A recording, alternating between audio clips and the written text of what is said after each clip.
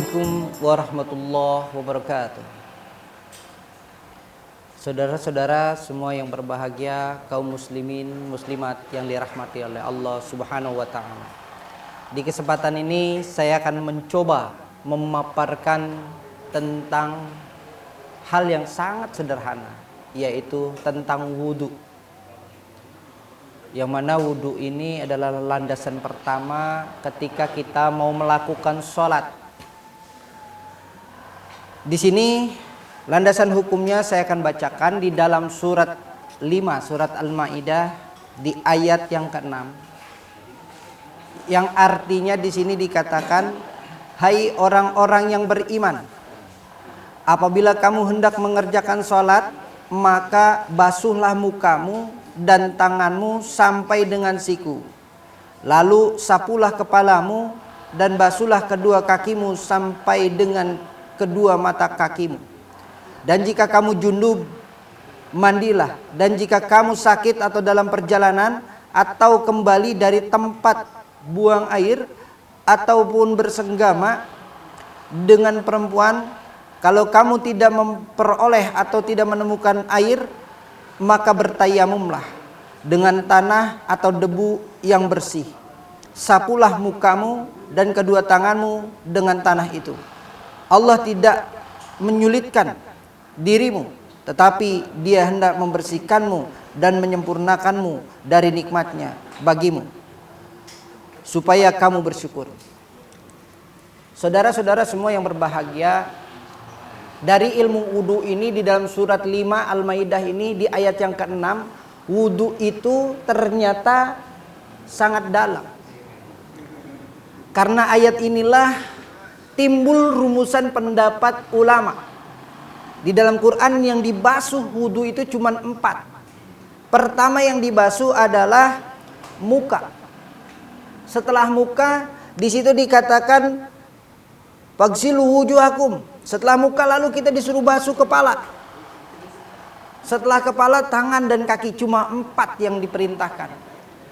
Karena 4 susunannya seperti inilah, ulama berpendapat bahwasanya kalau kita mau berwudu mesti ada niat dan tertib urutannya sesuai dengan apa yang tertera di dalam Al-Quran, diakhiri dengan ketertiban.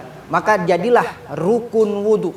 Jadi rukun wudu diawali kudu niat, kemudian basuh wajah, kepala, tangan dan kaki. Setelah itu tertib urutannya, maka disebutnya rukun wudu. Nah, 4 poin ini maknanya sangat dalam. Kenapa kita di dalam wudu mendawamkan wudu itu bukan hanya sekedar semata-mata secara harfiah, maaf buang air kecil kita ngambil air wudu, maaf buang angin kita ngambil air wudu. Bukan hanya sekedar mendawamkan wudu seperti itu. Mendawamkan wudu itu makna tersiratnya yang paling berat adalah membasuh muka. Pertama, ketika kita basuh muka kita di sini, pesan tersiratnya apa? Di bagian wajah ini ada 3 anggota wajah yang kena air. Pertama mata, kedua hidung, ketiga mulut. Artinya ketika kita berwudu di sini, jangan sampai dawamkan wudu itu mata mengerjakan segala sesuatu itu, jangan sampai kita pengen dilihat orang, pengen dinilai orang. Jadi peribahasanya dalam mengerjakan amal ibadah, peribahasanya dalam melakukan apapun, jangan pengen dilihat orang, atau disebutnya ri'aun nas. Ri'aun nas asal kata ro'a, dilihat dengan mata. Jadi kita melakukan sholat, kita patuh, kita menjalankan ibadah, kita bekerja, kita rajin mengerjakan segala sesuatu, jangan pengen dilihat orang. Jangan pengen kecium, namanya harum. Wah, si fulan mah begini namanya bagus. Jangan pula kita mengerjakan sesuatu berharap pengen diomongin orang. Makanya dalam wudu tuh ada istilah sunahnya kumur-kumur. Kumur-kumur di sini maksudnya jaga lisan, jangan ngomongin orang dan jangan pengen diomongin orang. Perintahnya mana? Kata Allah jelas di dalam surat Al-Mu'minun ayat 4. Walladzina hum 'anil lagwi mu'ridun. Orang-orang itu adalah harus menjaga mulut dan lidahnya dari perkataan-perkataan yang tidak berguna. Jadi basuh wudu secara harfiah kita basuh wajah. Poin pertama adalah kita disuruh sama Allah dalam melakukan aktivitas ibadah berbentuk amaliyah dunia apalagi akhirat, jangan berharap pengen dilihat, jangan berharap pengen diomongin, jangan berharap pengen kecium harum namanya, atau diistilahkan ria'un nas. Saudara-saudara semua yang berbahagia, karena di situ paghsilu wujuhakum, disuruh basuh wajah kita. Wajah ini apa? Muka. Wajah ini adalah muka. Jadi di dalam mengerjakan apapun kita jangan cari muka. Kita udah pada dikasih muka sama Allah. Saya udah dikasih muka, si fulan udah dikasih muka, si fulan udah dikasih muka. Jadi tidak perlu kita cari muka lagi. Nanti mau ditaruh di mana itu kalau cari muka lagi. Maka ketika dibasuh di situ peranannya apa? Di dalam melakukan apapun jangan carmuk, jangan ria'un nas, jangan pengen kecium bagus, jangan pengen diomongin bagus, jaga lidah dari hal-hal itu. Ini pesan tersirat di balik wudu membasuh wajah. Jadi membasuh wajah itu yang paling berat adalah bagaimana caranya kita melakukan sesuatu tidak ria'un nas.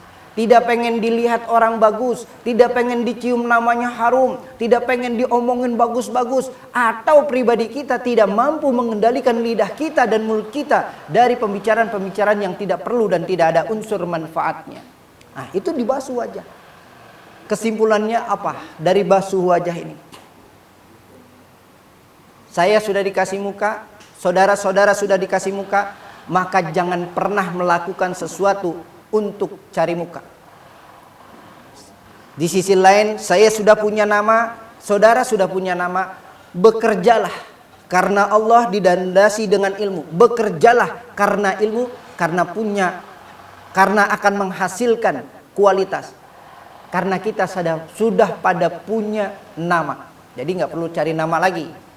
Karena apa? Nggak perlu nama kita cari nama lagi. Sudah ada namanya. Inilah beratnya mendawamkan wudu. Poin pertama itu, membasuh wajah itu sederhana, ngambil air gini kita basuh. Tapi yang paling beratnya adalah menghindari ria'un nas kalau bahasa Quran. Atau bahasa manusia jangan cari muka. Atau kalau bahasa sederhana di masyarakat pengen dipandang, pengen dilihat, pengen dikata, pengen kehendus, pengen kecium. Dia bagus. Nah, mendawamkan wudu berat di situ yang pertama. Yang kedua, disuruh basuh tangan sampai pergelangan, siku sini. Fagsilu aidiakum sampai sini, sampai siku. Sekarang kalau kita perhatikan ketika kita sholat, kita begini dalam tahiyatul awal, at-tahiyatul mubarakatus salawatu thayyibatul lillah. Dan ketika kita bersyahadat seperti ini, asyhadu an la ilaha illallah. Ketika tangan kita seperti ini, berarti tangan kanan ini simbol rukun Islam. Rukun Islam itu ada 5. Pertama syahadat, kedua sholat, ketiga zakat, keempat puasa, kelima haji. Kalau tangan kanan simbol rukun Islam, berarti tangan kiri simbol rukun iman. Iman kan 6, kenapa 5? Allah tidak boleh disamakan dengan ciptaannya. Karena pencipta pasti beda dengan apa yang diciptakannya. Percaya sama Allah, percaya sama malaikat, percaya sama kitab, percaya sama rasul-rasul Allah, percaya sama hari kiamat, percaya sama qada dan qadar. Percaya sama Allah, malaikat, kitab inilah yang mampu menjembatani manusia secara hablum minan nas dan hablum minallah, secara vertikal dan horizontal. Kitab inilah yang menjembatani hubungan kita sesama manusia, dan kitab inilah yang menjembatani kita bagaimana caranya memperbaiki ibadah-ibadah kita. Lalu ketika dibasuh kedua tangan sampai siku di sini, kedua tangan disuruh basuh, maksudnya apa? Basuh tangan itu gampang. Yang sulit itu adalah jagalah perbuatan apa yang kalian lakukan dari tangan-tangan kalian. Jangan sampai apa yang kalian kerjakan merusak dasar-dasar iman yang 6. Merusak 5 poin tiang keislaman. Jangan sampai kita melakukan pekerjaan merusak keislaman kita. Jangan sampai kita melakukan pekerjaan merusak pondasi keimanan. Sehingga ketika kita membasuh tangan sampai siku di sini, maksudnya apa? Bekerjalah, berbuatlah, lakukanlah tanganmu, jangan kamu rusak amal ibadahmu yang sudah menjadi tiang keislaman dan pondasi keimanan. Jadi membasuh tangan itu bukan hanya sekedar dibasuh begini. Jadi mendawamkan wudhu itu sederhana secara harfiah seperti itu. Kita kumur, basuh hidung, basuh wajah, tangan. Tetapi makna tersiratnya adalah tidak boleh kita melakukan apapun yang mana amal perbuatan kita itu merusak tiang-tiang keislaman yang selama ini kita rawat dari kecil. Menghancurkan pondasi-pondasi keimanan yang selama ini dibentuk dan dibangun. Mendawamkan wudhu itu tidak ringan, saudara. Mendawamkan wudhu itu tidak mudah. Kumur, basuh hidung, basuh muka, cuci tangan, cuci kepala, cuci telinga dan kaki. Bukan hanya sekedar itu. Tapi menerapkan pesan-pesan tersirat di balik ayat yang Allah perintahkan. Basuhlah kedua tanganmu.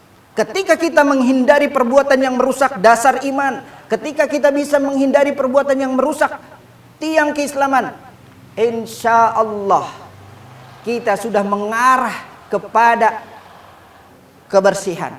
Disebut toharoh. Toharoh itu bersuci, bersih. Jadi bukan hanya seharfiah kayak begini. Kalau cuma bebersih tanpa diimplementasikan makna yang tersiratnya di dalam kehidupan sehari-hari, tidak ada bedanya sama bebersih dengan wudhu. Gitu. Nah, jadi mendawamkan wudhu itu bukan hanya sekedar basuh wajah, bukan hanya sekedar cuci tangan, bukan. Itulah kenapa? Karena Allah berkata di dalam Al-Quran, di dalam surat Yasin, bunyinya begini.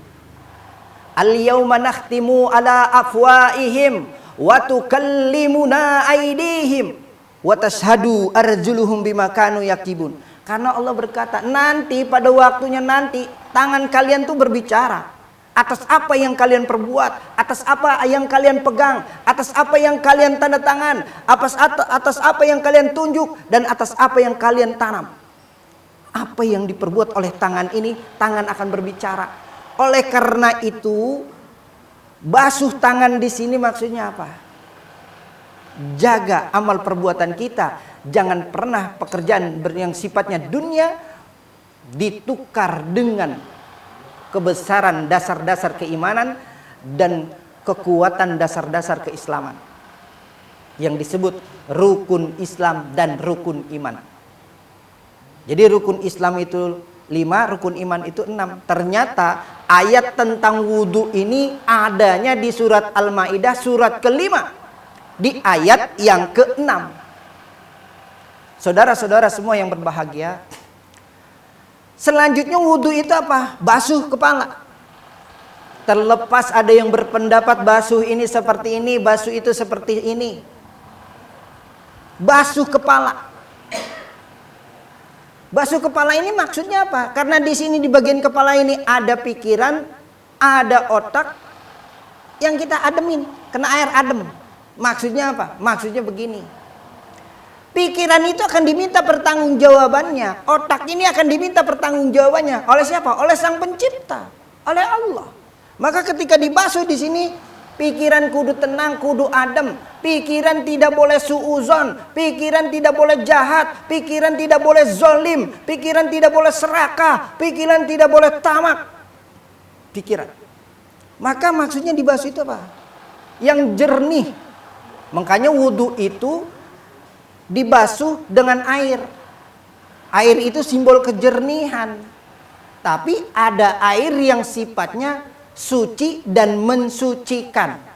Karena ada air suci tapi tidak bisa mensucikan. Apa air yang suci tidak bisa mensucikan? Contoh hal, kopi. Kopi ini air suci. Tapi tidak bisa mensucikan. Teh manis, airnya suci tapi tidak bisa mensucikan. Maka ada 7 macam air. Air suci yang bisa mensucikan, yang bisa membersihkan. Pertama, bisa dikategorikan air laut, air sungai, air sumur, air sumber mata air hujan, air embun, air salju. Nah, 7 poin ini bisa dipergunakan secara zahiriah untuk berwudu. Karena air ini jernih, sejuk, simbolnya apa? Pikiran itu kudu lempeng, kudu jernih, kudu lurus, ngikutin petunjuk Allah.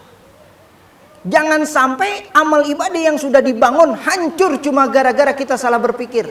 Jangan sampai amal ibadah yang sudah dibangun rusak semuanya cuma hanya gara-gara kita suudzon. Berpikir yang keliru, si anu begini, si anu begini. Mendawamkan wudu itu yang paling berat adalah ketika kita membasuh, kita mengendalikan pemikiran-pemikiran yang buruk sehingga terhindar pikiran suudzon, buruk sangka dan lain sebagainya. Saudara-saudara semua yang berbahagia, selanjutnya kaki yang dibasuh sampai mata kaki. Dari wajah, tangan, kepala dan kaki. Kaki di sini dibasuh. Kenapa? Karena kaki kita akan diminta pertanggungjawabannya sama Allah. Dia melangkah kemana saja. Jadi ini jangan sampai kaki kita selangkah-langkahnya. Jadi mesti ada tujuan. Dan apa yang kita lakukan, tindak tanduk kita, jangan sampai memporak-porandakan nilai-nilai iman yang sudah kita bentuk susah payah dari kecil. Nilai-nilai Islam yang sudah didirikan susah payah dari kecil. Mendawamkan wudhu itu seperti itu. Bukan hanya sekedar basuh muka, basuh tangan, kepala dan kaki. Karena di dalam Quran ada 4 anggota tubuh yang dibasuh. Maka ulama menambahkan, pertama mesti ada niat. Yang kedua ditaruh di paling akhir disebut tertib. Jadi pertama niat, niatnya wudhu. Yang kedua basuh wajah. Yang ketiga tangan. Yang keempat kepala. Kelima kaki. Keenam tertib. Jadilah namanya rukun wudhu. Lalu bagaimana ada orang berpendapat misalnya rukun wudhu seperti itu diawali dengan kekumur, basuh hidung, tidak ada masalah. Karena itu bagian dari wajah. Hidung bagian dari wajah. Telinga bagian dari wajah. Tapi makna filosofinya apa? Ketika kita membasuh mulut kita kekumur, ketika kita ngambil air. Di sini perintahnya apa? Kita disuruh menjaga mulut kita. Walisan wasafatain, Allah ciptakan 2 bibir kita, Allah ciptakan lidah kita. Kita disuruh mengendalikan mulut dan lidah kita. Jangan seucap-ucapnya, jaga mulut. Kalau tadi di ayat tadi saya sudah bilang, surat 23 ayat 4, walladzina hum anil lagwi mu'ridun. Manusia disuruh menjaga lidahnya, mulutnya dari ucapan-ucapan yang tidak berguna dan tidak perlu. Itulah wudhu kumur. Kalau basuh hidung, kita harus mencium aroma keindahan sorga, kebaikan, bukan keburukan. Karena ketika kita melakukan kebaikan, insya Allah sudah pasti nama kebaikan akan tercium sampai kemanapun. Insya Allah. Saudara-saudara semua yang berbahagia, jadi mendawamkan wudhu itu seperti itu. Lalu bagaimana kalau misalnya di sini dikatakan di ayat ini orangnya misalnya sakit atau dalam perjalanan, atau maaf dia habis melakukan kewajiban suami istri tapi tidak ada air, maka diperintahkan tayamum. Zaman Rasulullah tuh pernah ada, karena belum ada penjelasan waktu itu, orang tayamum guling-guling. Disangka cuci badannya dengan debu itu dia guling-guling. Ternyata tayamum itu Allah perintahkan cuma 2 titik yang dibasuh. Yang pertama yang dibasuh adalah wajah. Yang kedua yang dibasuh adalah tangan. Cukup itu tayamum. Jadi nggak perlu telanjang guling-gulingan di debu, nggak perlu. Tanah atau debu yang mensucikan. Maka kalau diilustrasikan di sini ada 1 kotak, ada debu misalnya, dibagi 4 nih kotak ini. Kotak pertama untuk ambil debu pertama,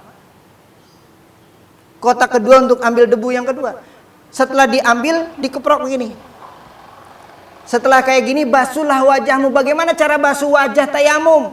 Bukan dikusap-kusap begini, ada caranya. Pertama, diperhatikan seperti ini. Ibu jarinya ditaruh di sini. Ditarik kemari, nempel kemari. Sampai ketemu sini. Nah, ibu jari baru terakhir di sini. Itu basuh pertama. Jadi bukan pas ngambil pluk langsung aja dibasuh gini, enggak. Jadi dari sini ditarik ke bawah, kemari miring seperti itu. Seperti ini. Ibu jarinya dirapatkan kemari. plek, jadi pas. Yang kedua diambil pluk. Lihat, di sini saya peragakan. Ketika basuh tangan bukan hanya begini, tapi lihat seperti ini. Seret, dari sini ditarik, seret kemari, diputar kemari, ibu jari ketemu dengan ibu jari. Plek. Begitu pula yang ini. Begitu, ditarik kemari, sampai kemari, ditarik kemari, lalu ibu jari ditutup dengan ibu jari. Maka selesai. Sudah toharah dia, sudah bersuci. Kenapa? Kalau orang junub itu yang dibasuh cuma dua, wajah sama tangan. Kalau dia tidak menemukan air. Wajah di sini pesan singkat yang sederhana adalah apa? Makanya orang itu mesti jaga mata, jaga pandangan, jaga penciuman, jaga lidah, jaga telinga, jaga wajah. Jangan suka cari muka, jangan suka pengen dipandang, pengen dilihat, jangan suka pengen diomongin, pengen terkesan, jangan suka pengen kehendus bagus, jangan suka mencari pendengaran, pengen didengarnya bagus, jangan. Itu pesan singkatnya. Basuh tangan yang kedua, karena amal ibadah yang dilakukan kalau dilakukan seperti itu atau disebut ri'a'un nas akan menghancurkan dasar-dasar keimanan yang selama ini sudah dia pupuk dari kecil dan tiang-tiang keislaman yang selama ini sudah dia dirikan dan dia lakukan. Saudara-saudara semua yang berbahagia, inilah wudu. Jadi mendawamkan wudu bukan hanya sekedar mendawamkan wudu seperti itu, menerapkan pesan yang tersirat di dalam perintah tadi yang tersurat di ayat surat Al-Maidah ayat 6 tadi. Kaum muslimin rahimakumullah yang berbahagia, inilah wudu. Secara singkat saya paparkan dan saya jelaskan. Oleh karena itu di sini dikatakan kenapa di ayat surat Al-Maidah ayat 6 ini Allah tidak mempersulit hamba-hambanya. Allah tidak akan pernah mempersulit. Oleh karena itu, kalau mau mendawamkan wudu, hal yang paling sederhana pertama ketika orang setelah cuci tangan adalah satu. Secara umum, kumur-kumur. Berarti apa? Paling pertama adalah manusia disuruh menjaga lisannya, menjaga lidahnya, menjaga mulutnya dari ucapan-ucapan yang tidak berguna. Seperti yang Allah bilang, walladzinahum anil lagwi mu'ridun. Dan orang-orang yang menghindari atau menjaga perkataan, ucapan, perbincangan yang tidak ada unsur gunanya sama sekali. Karena menghindari itu akan lebih baik. Karena kalau dia tidak bisa menjaga ini akan menghancurkan butir-butir nilai keimanan dan butir-butir nilai keislaman. Saya kira demikian. Ini penjelasan singkat dari saya. Kalau ada kesalahan ataupun kekeliruan, saya mohon maaf. Billahi taufiq wal hidayah. Wassalamualaikum warahmatullahi wabarakatuh.